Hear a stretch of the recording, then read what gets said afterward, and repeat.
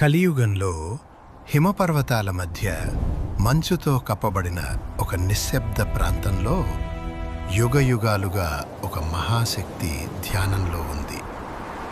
ఆయనే రామభక్త శిరోమణి, వాయుపుత్రుడు హనుమంతుడు. ఒక్కసారిగా గాలిలో దివ్య స్పందన దూరం నుండి వినిపించింది. రామ రామ. ఆ నామస్మరణతో హనుమంతుని హృదయం కంపించింది.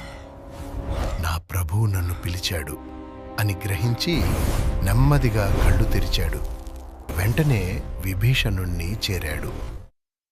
హనుమంతుడు, నా రాముడు వచ్చాడు, నేనేను అనుభూతి చెందుతున్నాను.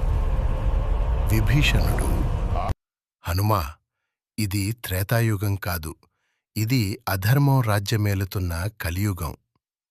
అంతలో ఒక నలుపు నీడ ముందుకొచ్చింది. అది కలి రాక్షసుడు. ఈ యుగం నాదే. మనుషుల హృదయాల్లో కామం, క్రోధం, లోభం నేనే నింపాను అని గర్జించాడు. హనుమంతుడు చలించలేదు. నా ప్రభువు ప్రతి భక్తుడి హృదయంలో ఉన్నాడు.